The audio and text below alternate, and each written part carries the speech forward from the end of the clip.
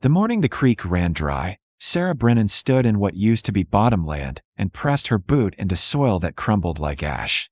Around her, neighbors gathered at fence lines, staring at their corn, stalks twisted gray, ears empty as broken promises.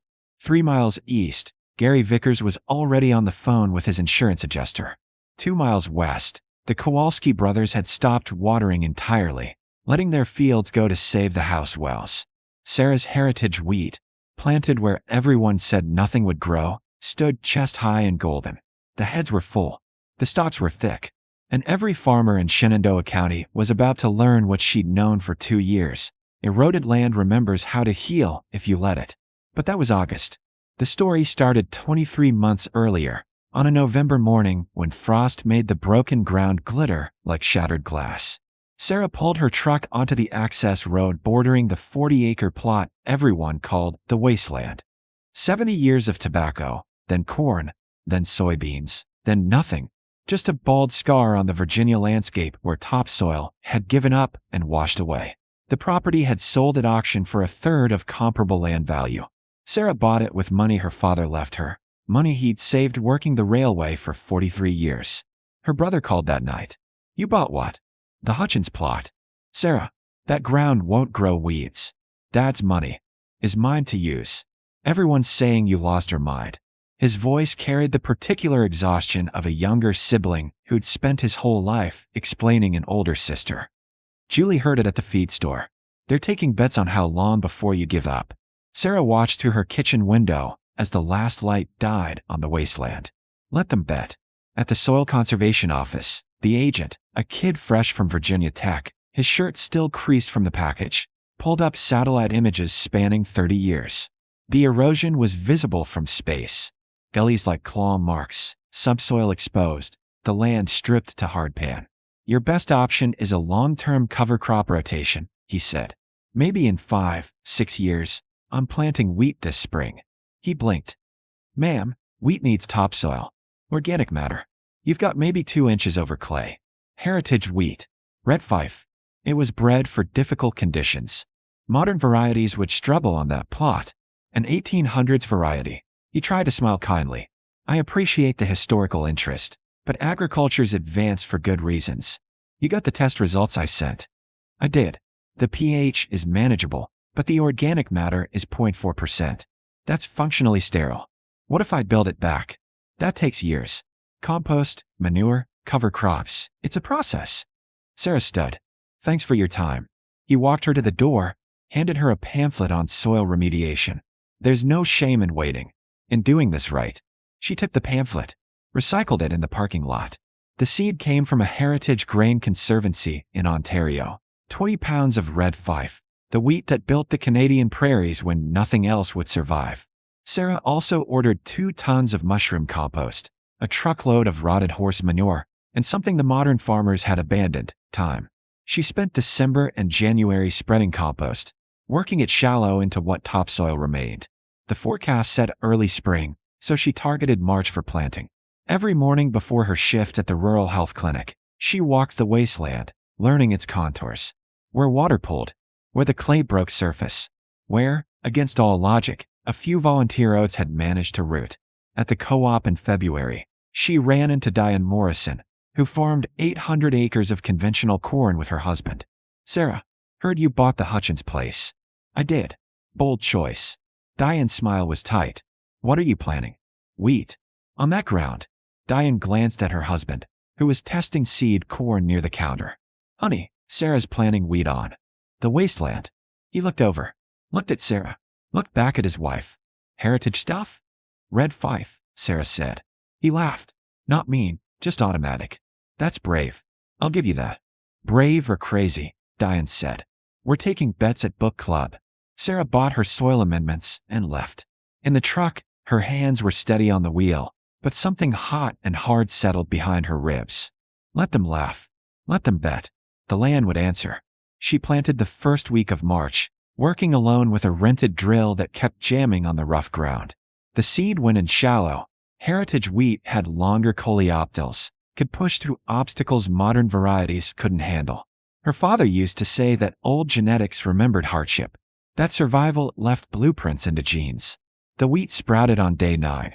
Thin green lines across 40 acres of wounded earth. By April, the jokes had evolved. Sarah's science project. The wasteland's last stand. At church, someone asked if she was doing an art installation. Her brother stopped asking about it entirely, which hurt worse than mockery. But the wheat grew. Slow, steady, finding moisture in clay layers the modern hybrids never reached. Sarah walked it every evening, watching roots dig deep, watching the plants tiller and strengthen. The land, broken as it was, remembered how to feed something that asked instead of demanded. The rain quit in May. Not gradually. Just stopped, like someone had shut a valve. By June 1st, the county was in moderate drought. By June 20th, severe. The Weather Service talked about pressure systems and La Nina patterns. Farmers talked about crop insurance and prayer. Sarah's wheat kept growing. The roots had gone deep. She pulled a plant in early June, found roots extending 14 inches in a clay that should have been impenetrable. The heritage genetics, shaped by centuries of marginal land and desperate conditions, knew how to mine subsoil for moisture. The deep taproots found water where modern wheat's shallow feeder roots would have failed. Around her, the conventional fields started showing stress. Corn leaves curled. Soybeans yellowed. By July, the county extension agent was doing interviews about drought management, standing in fields that looked like battlegrounds. Gary Vickers stopped by on a Tuesday evening, truck idling in Sarah's driveway. Got a minute?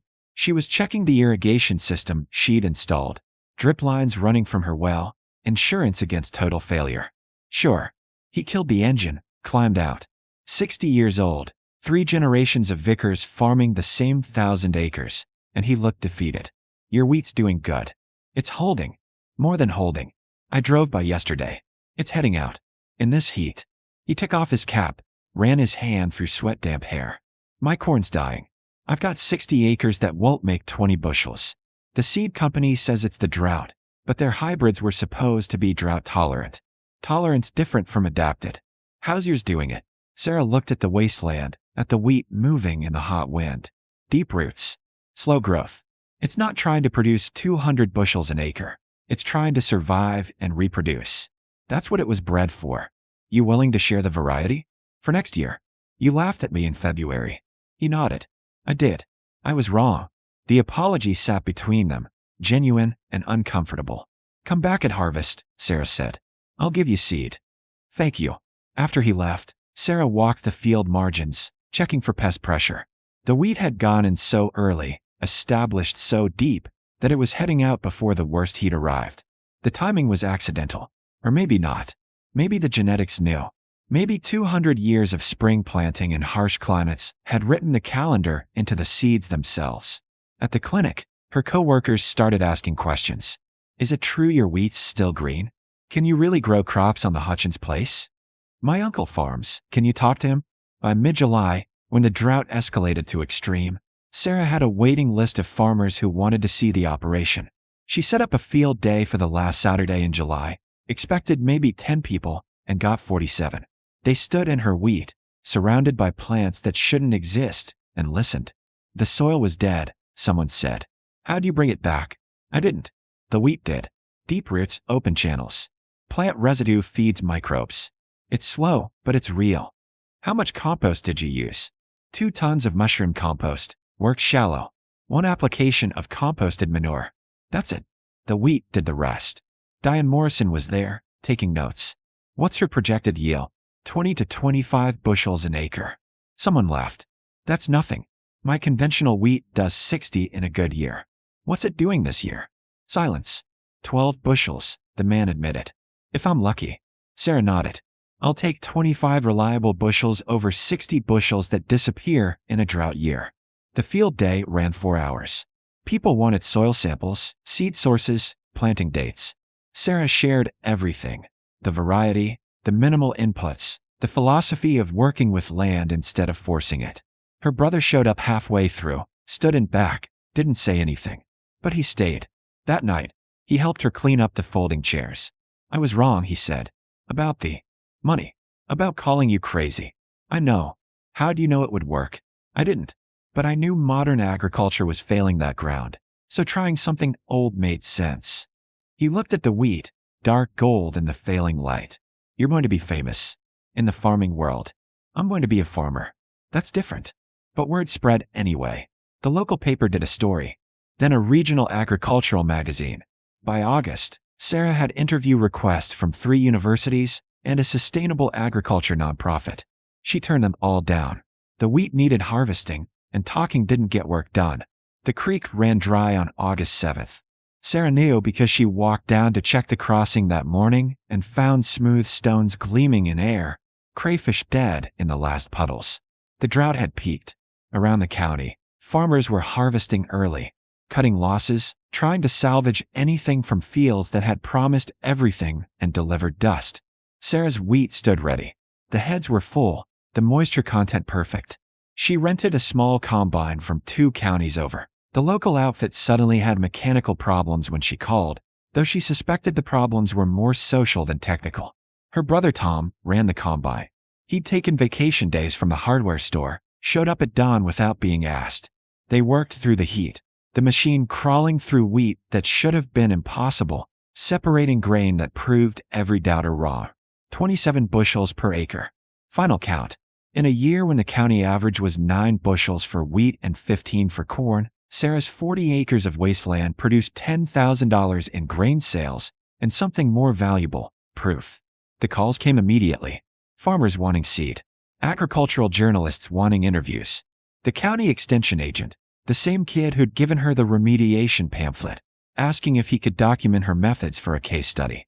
People need to know this works, he said, standing in her barn surrounded by bagged wheat. Especially with climate change. We need resilient systems. Then tell them. But get the details right. This isn't magic, it's genetics and patience. Can I bring researchers from the university? If they're willing to work. I'm converting another 60 acres this fall. They can help plant. He laughed, surprised. You're serious. Always am. The researchers came in October, 3 soil scientists and a geneticist, expecting to supervise and observe. Sarah handed them shovels. They spent 2 days digging test pits, pulling soil cores, documenting the changes that had occurred in 18 months. The data showed what Sarah already knew. Organic matter up to 2.1%.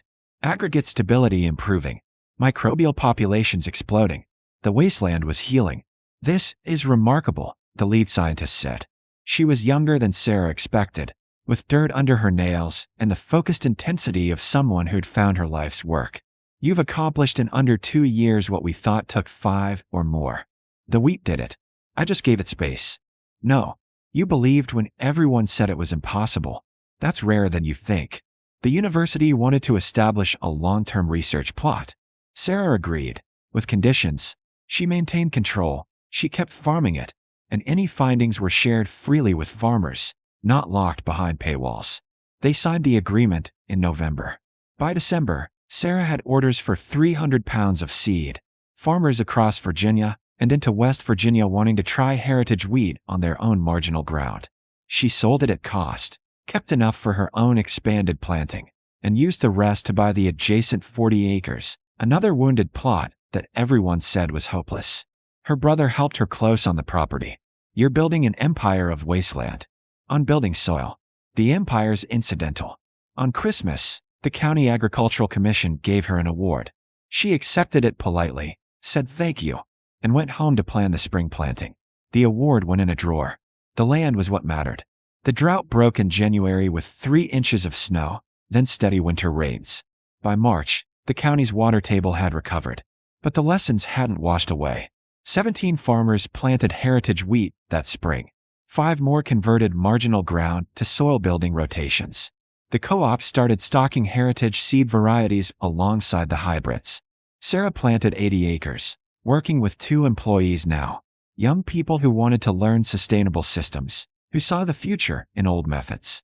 The wasteland bloomed. In April, standing in wheat that rose green and thick from ground everyone had declared dead, Sarah's phone rang. The Agriculture Secretary's office, wanting her to speak at a national conference on climate-resilient farming. I appreciate it, but I'm planting the North 40 this week. Ms. Brennan, you could influence policy. Help farmers across the country.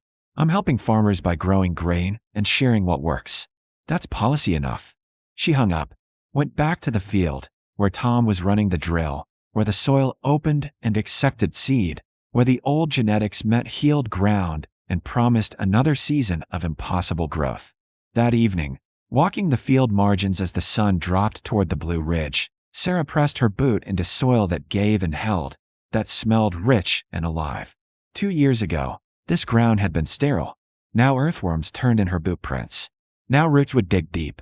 Now the land remembered what it was meant to be. The vindication wasn't in the awards or the articles or even the apologies. It was in the soil itself, darker, deeper, breathing again. It was in the wheat that grew where everyone said nothing would grow. It was in the farmers who'd stopped laughing and started listening, who saw their own wounded ground and thought, maybe there's another way. Sarah Brennan walked back to her truck, her hands calloused and strong, her face weathered by sun and wind, and the quiet satisfaction of being devastatingly, completely right. Tomorrow, more farmers were coming to learn. The work continued. The land healed. And Sarah, as always, would be there at dawn, proceeding forward with the steady confidence of someone who'd never needed validation, just time for broken ground to remember how to grow.